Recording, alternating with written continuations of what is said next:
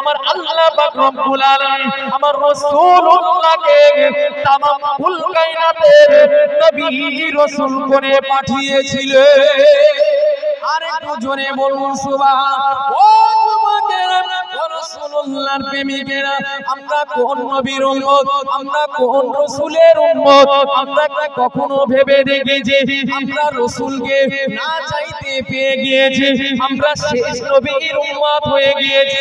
এটা আমাদের বড় গর্বের কথা। ও যুবকেরা, ও রাসূলুল্লাহর প্রেমিকেরা, আল্লাহ পাক রব্বুল আলামিন নবী রাসূলদেরকে পাঠিয়েছিলেন। প্রতিটি নবী রাসূল আল্লাহ পাক রব্বুল আলামিনের কাছে প্রার্থনা করেছিলেন, আল্লাহ পাক আমাকে নবী না করে, আমাকে রাসূল না করে আপনি যদি আমাদেরকে শেষ নবীর উম্মত করে পাঠাতেন, আমাদের জীবনটা সার্থক হয়ে যেত।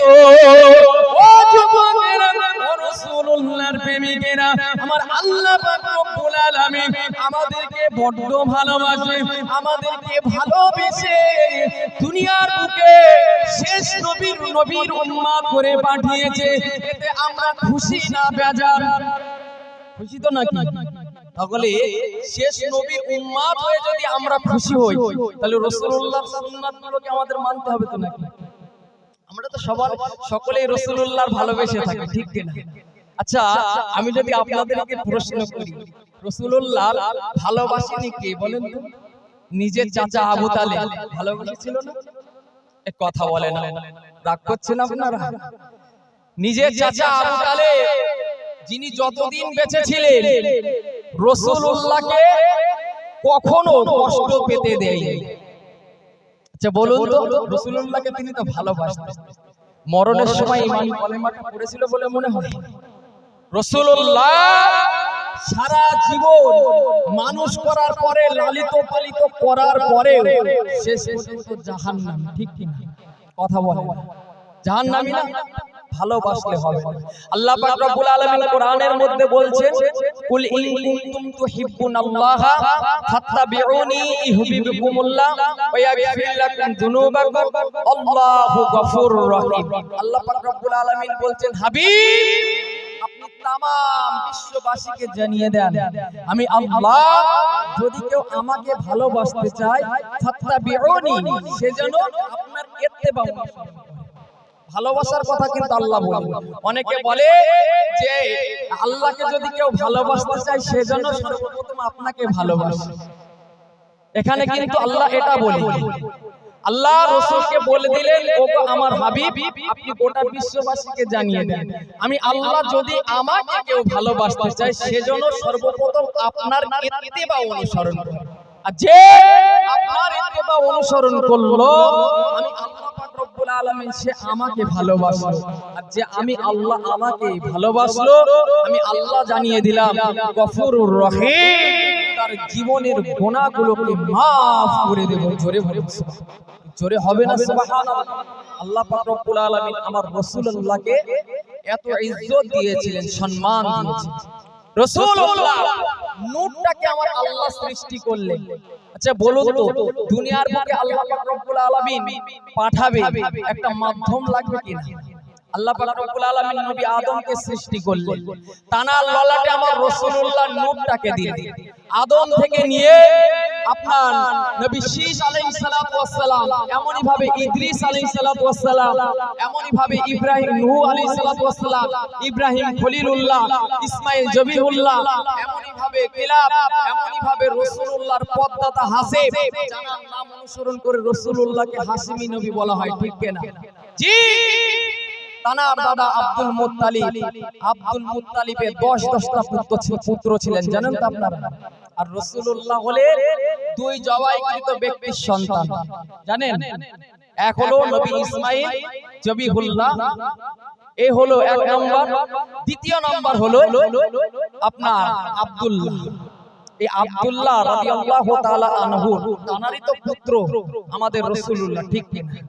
জি, এখন কিতাবের মধ্যে পাওয়া যায় জমজম কূপটা অনেক দিন থেকে বন্ধ হয়েছিল। স্বপ্নের মাধ্যমে আব্দুল মুত্তালিবকে বলা হলো যে তুমি জমজম কূপটাকে খনন করো। এখন আব্দুল মুত্তালিব তার বড় পুত্র হারেসকে নিয়ে জমজম কূপ খনন করলেন। কূপ থেকে যখন পানি উঠলেন কিছু চৌবাচ্চা তৈরি করলেন, যাতে হাজী সাহেবরা আসবে সেখানে এসে পানি পান করবে, তৃষ্ণা মিটাবে, তাদের প্রয়োজনীয় কাজ তারা মিটাবে।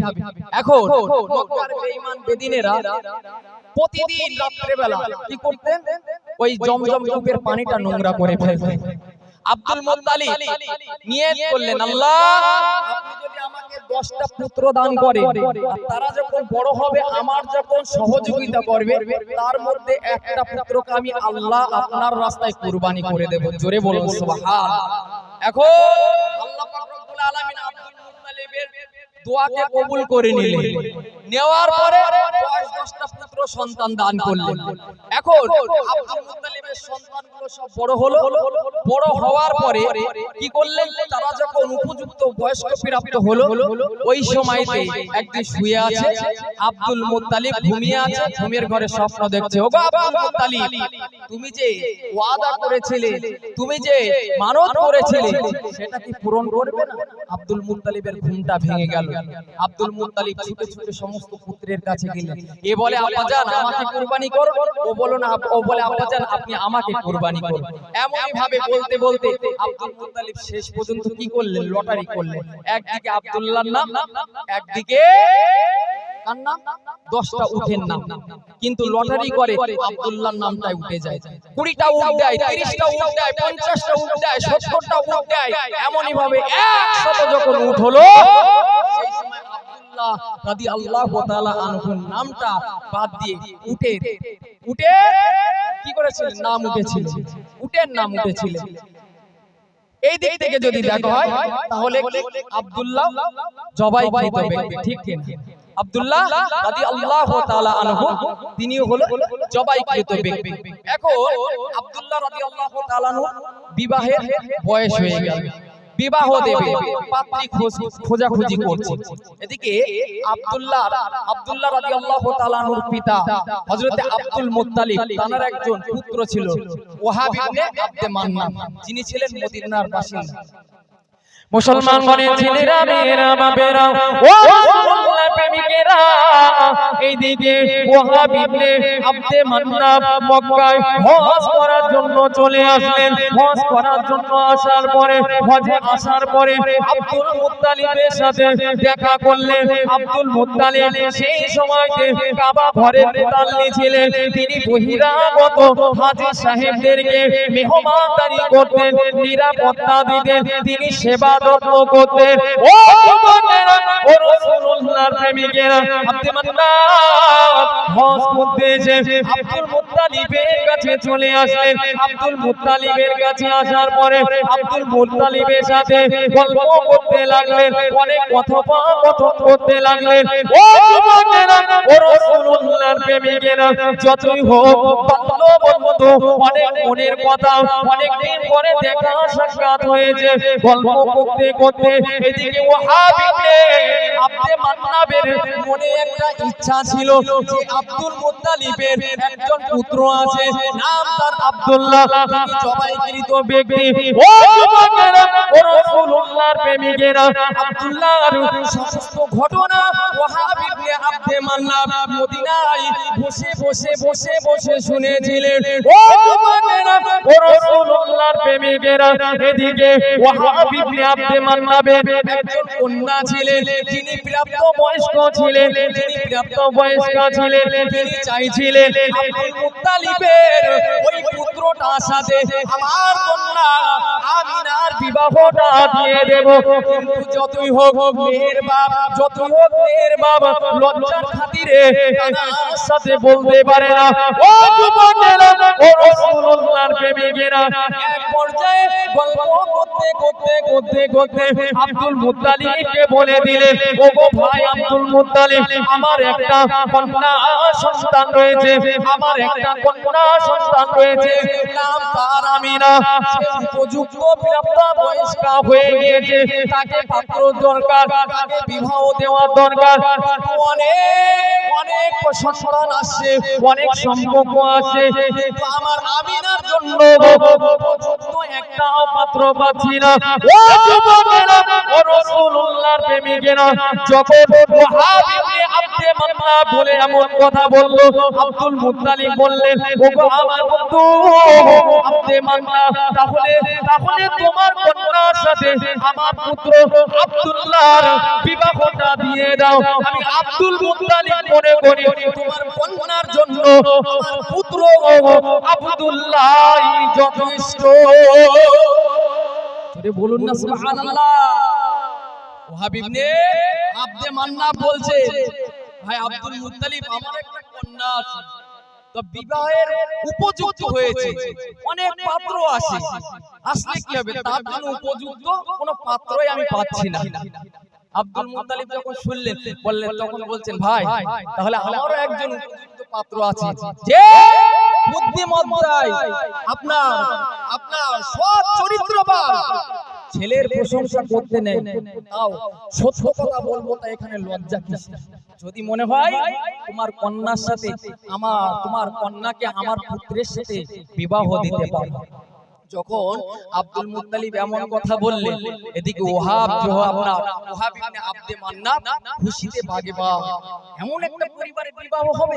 আর আব্দুল মুত্তালিব বলেছে, তাহলে তো এখানে বিবাহ যে ভাঙবে এমন কোনো কারণ নাই। আব্দুল মুত্তালিব যখন বলেছে আমার মেয়ের সাথে আব্দুল্লাহর বিবাহ হবেই হবে, বলুন সুবহানাল্লাহ। এখন আব্দে মান্নাফের পুরনো একটা কথা মনে পড়ে গেল। হযরতে আম্মাজান আমিনা রাদিয়াল্লাহু তাআলা আনহা, তিনি যখন কোনো একটা নির্জন স্থানে যেতেন, একটা গায়বী আওয়াজ, অদৃশ্য আওয়াজ হযরতে আম্মাজান আমিনাকে বলতেন, ওগো আব্দুল্লাহ সহধর্মিনী, ওগো রাসূলুল্লাহর আম্মাজান, আপনি সালাম গ্রহণ করুন। জোরে বলুন সুবহানাল্লাহ। এদিকে এই কথাটা ওয়াহাব ইবনে আব্দে মান্নাফের সাথে আম্মাজান আমিনা রাদিয়াল্লাহু তাআলা আনহা বলেছিলেন। সেই কথাটা আব্দে মান্নাফের মনে পড়ে গেল। আবার আব্দে মান্নাফ চিন্তা ভাবনা করলো, এটা আব্দুল মুত্তালিব যে পুত্রর কথা বলল, তার নামও তো আব্দুল্লাহ, এক কথা এখানে বিয়ে দিতে কোনো অসুবিধা নেই। এখন বিবাহের কথা ফাইনাল হয়ে গেল। আব্দুল মুত্তালিব রাদিয়াল্লাহু তাআলা আনহু তিনি কি করলেন, তিনি আপনার হযরতে আব্দুল্লাহকে নিয়ে মদিনার দিকে যেতে লাগলেন। যেতে একজন মহিলার সাথে আপনার হযরতে আব্দুল্লাহ রাদিয়াল্লাহু তাআলা আনহু দেখা হয়ে গেল। মহিলাটার নাম হলো ফাতেমা বিনতে মুররা। কি নাম বললাম?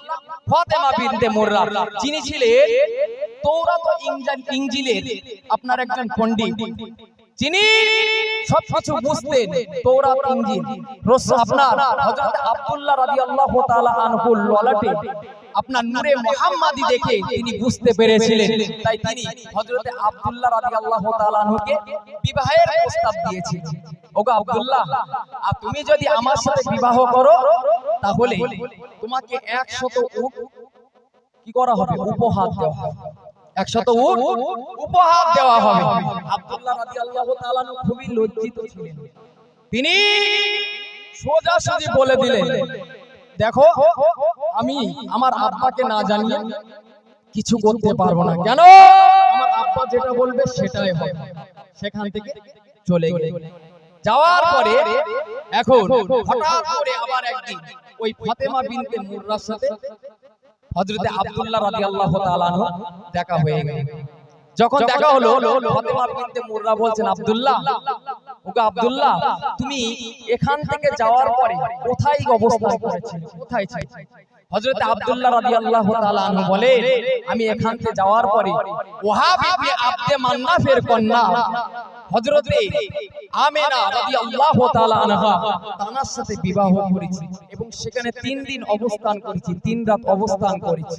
ওই সময় ওই ফাতেমা বিনতে মুররা বলেছিলেন, ওগো আব্দুল্লাহ, আমি কোনো অসৎ চরিত্রার মহিলা নয়, আমি তোমাকে কোনো খারাপ কাজের জন্য প্রস্তাব দেইনি, আমি তোমার ললাটে, তোমার কপালে বলে নূরে মুহাম্মাদীকে দেখতে পেয়েছিলাম আর আমি চেয়েছিলাম ওই নূরটা আমার থেকে প্রকাশ পায়, কিন্তু আল্লাহ পাক রব্বুল আলামিন যেখানে ইচ্ছা সেখানে গচ্ছিত রেখেছে। কেন? তিনি তার হাবিবের নূরটাকে পবিত্র স্থানে পবিত্র জায়গা দিয়ে আপনার পবিত্র মায়ের কোলে আল্লাহ পাক রব্বুল আলামিন কি করবে? দুনিয়ার বুকে প্রকাশ করবে। জোরে বলুন সুবহানাল্লাহ। এমনই ভাবে বিয়ে হওয়া 6 মাস পার হয়ে গেল। হযরতে আব্দুল্লাহ রাদিয়াল্লাহু তাআলা আনহু ব্যবসা করতে গেলেন সিরিয়ায়। তখন রাসূলুল্লাহ মায়ের গর্ভে 6 মাস। এখন সিরিয়ায় ব্যবসা শুরু করলেন। করার পরে বাড়ি আসবেন সাথী সঙ্গীদের সাথে। তানার একটু মন জাগলো যে মদিনা তখন নাম ছিল ইয়াসরিব। মদিনার নাম ছিল ইয়াসরিব। এই ইয়াসরিব সেখানে তার মামার বাড়ি ছিল, আমার শ্বশুর বাড়ি ছিল। তো তিনি কিছুদিন বিশ্রাম নেওয়ার জন্য মামার বাড়িতে উঠলেন। ওঠার পরে হযরতে আব্দুল্লাহ শারীরিক অবস্থা একেবারে খারাপ হয়ে গেল। মানে কি? জ্বরে আক্রান্ত হল। মুসলমান ঘরের ছেলেরা, মেয়েরা, বাবেরা, ও মুসলমান প্রেমিকেরা, খুব ঠান্ডা মাথায় বোঝার চেষ্টা করো। হযরতে আব্দুল্লাহ রাদিয়াল্লাহু তাআলা আনহু মামার বাড়িতে যখন ছিলেন জ্বরে আক্রান্ত হয়ে গেলেন। ও যুবকেরা, মামা মামি আব্দুল্লাহ যত্নের কোনো ত্রুটি রাখেনি, কিন্তু তারপরেও হযরতে আব্দুল্লাহর শরীরটা একেবারে নার্ভাস হয়ে বলল, একেবারে খারাপ হয়ে গেল। হযরতে আব্দুল্লাহর শরীরটা আস্তে আস্তে দুর্বল হতে লাগলো। ও যুবকেরা, ও রাসূলুল্লাহর প্রেমিকেরা, যখন আব্দুল্লাহ রাদিয়াল্লাহু তাআলা আনহু মামা মামি দেখলেন আব্দুল্লাহর শরীরের কন্ডিশন আরো খারাপ হয়ে যাচ্ছে, ওই সময়তে আব্দুল মুত্তালিবের কাছে একটা চিঠি লিখে দিলেন, একটা চিঠি পাঠিয়ে দিলেন। ও যুবকেরা, ও রাসূলুল্লাহর প্রেমিকেরা, আব্দুল মুত্তালিব খুবই চিন্তিত হয়ে পড়লেন। যতক্ষণ তিনি বৃদ্ধ একজন মানুষ, তার বাড়িতে তার স্ত্রী আছে, 6 মাস গর্ভধারিণী। ও যুবকেরা, ও রাসূলুল্লাহর প্রেমিকেরা, আব্দুল মুত্তালিব তার বড় পুত্র হারিসকে মদিনায় পাঠিয়ে দিলেন। ও আমার বেটা হারিস, যাও, তুমি মদিনা থেকে আব্দুল্লাহকে বাড়ি নিয়ে আসো। আপনার এদিকে হারিস মদিনায় পৌঁছে গেলেন। মদিনায় গিয়ে আব্দুল্লাহকে উটের পিঠে বসিয়ে নিয়ে মক্কা দিকে আসবে। ও যুবকেরা, ও রাসূলুল্লাহর প্রেমিকেরা, কিন্তু না, আব্দুল্লাহর শরীরটা এতটাও ভালো ছিল না যে মদিনা থেকে মক্কায় তিনি আসতে পারবে। কেননা মক্কা থেকে মদিনা 400 কিলোমিটার রাস্তা, কম বেশি 400 কিলোমিটার রাস্তা। এখানে যারা হাজী সাহেবগণ আছে তারা ঠিকই বলতে পারবে। ও যুবকেরা, ও রাসূলুল্লাহর প্রেমিকেরা, আব্দুল্লাহকে যে উটের উপরে উঠাবে, আব্দুল্লাহকে যে উটের উপরে বসাবে, কিন্তু আব্দুল্লাহ উটের উপরে উঠতেও পারে না, বসতেও পারে না। এদিকে মামা মামি কিছুদিনের জন্য অপেক্ষা করতে বলল। ও যুবকেরা, ও রাসূলুল্লাহর প্রেমিকেরা, মামা মামিরা বলতে লাগলো, একটু দাঁড়িয়ে যাও, কিছুদিনের জন্য অপেক্ষা করো। আব্দুল্লাহর শরীরটা সুস্থ হয়ে গেলে তারপরে নাই মদিনা থেকে মক্কায় নিয়ে চলে যাবে। ও যুবকেরা, ও রাসূলুল্লাহর প্রেমিকেরা, মামা মামি শ্বশুর শাশুড়ি সযত্ন করতে লেগেছে, কোনো ত্রুটি থাকলো না। কিন্তু না, আব্দুল্লাহ আর দুনিয়ার বুকে থাকা হলো না। আব্দুল্লাহর শেষ হয়ে গেল। আল্লাহ পাক রব্বুল আলামিনের ডাকে সাড়া দিয়ে আমার রাসূলুল্লাহকে এতিম করে দুনিয়ার থেকে বিদায় নিয়েছিলেন। ও যুবকেরা, ও রাসূলুল্লাহর প্রেমিকেরা, ঠান্ডা ভাবে বোঝার চেষ্টা করো। হযরতে হারিসকে পাঠিয়ে দিয়েছিল তার ছোট পুত্র, কলিজার টুকরা সন্তান আব্দুল্লাহকে আনার জন্য। না, তাকে তো আর আনা হলো না। তিনি আব্দুল্লাহকে আনার বদলে তিনি আব্দুল্লাহকে আনার বদলে তিনি আব্দুল্লাহকে আপনার আব্দুল্লাহর মৃত্যু সংবাদটা এনেছিলেন। কি হলো ভাই, মাইকের এখন ডিস্টার্ব হচ্ছে কেন? মাইকম্যান ভাই কোথায়? ভাই যা ছিল ঠিকই ছিল, ঘা দিও না ভাই। জি তোমার কোয়ার্ডের উপর আছে, মাইক অন করে একটু লুক করে দাও। হ্যালো দরুদ শরীফ পড়েন, আল্লাহুম্মা সাল্লি আলা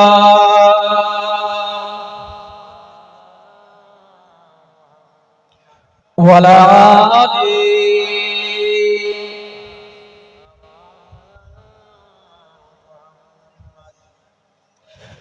তুমি যদি দেখা দাও অনন্য, তবে হবে হবে জীবন আমার ধন্য। জোরে হবে না সুবহানাল্লাহ? জোরে হবে না সুবহানাল্লাহ? না দেবে। তুমি যদি দেখা দাও অনন্য, তবে হবে হবে জীবন আমার ধন্য, তবে হবে হবে জীবন আমার ধন্য। কাটাতে পারি আমি লক্ষ কোটি বছর, দুঃখের ঝর্ণা ধারা এ নয়নে অঝোর। কাটাতে পারি আমি লক্ষ কোটি বছর,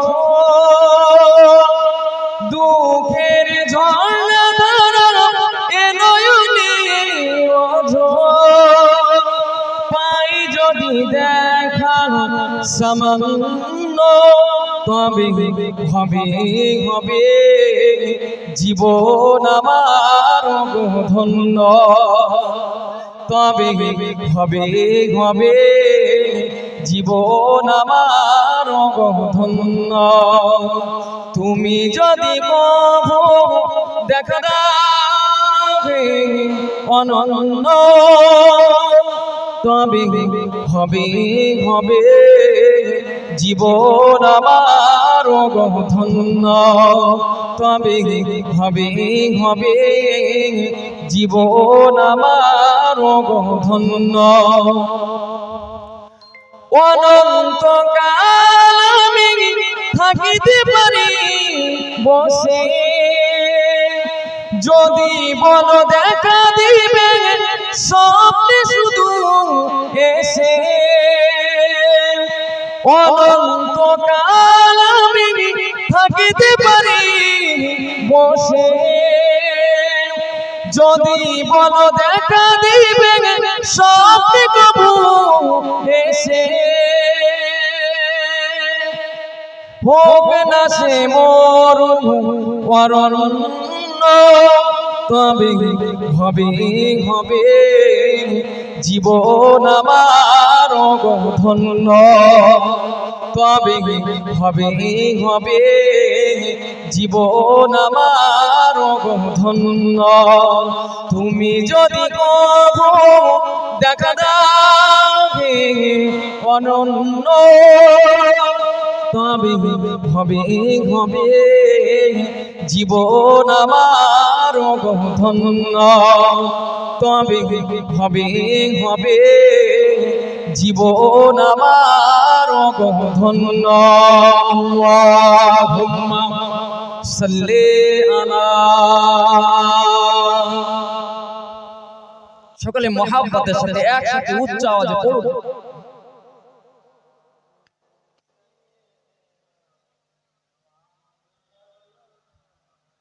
হাজিরানে মজলিস, অসুবিধা হচ্ছে না তো? জি চাচাজি ঠিকই বলছে। আমরা কেমন মুসলমান? তাকবীর দেব আল্লাহর জন্য, দরুদ পড়ব রাসূলের জন্য। কেমন রাসূল প্রেমিক আমরা? চাচা ঠিকই বলেছে।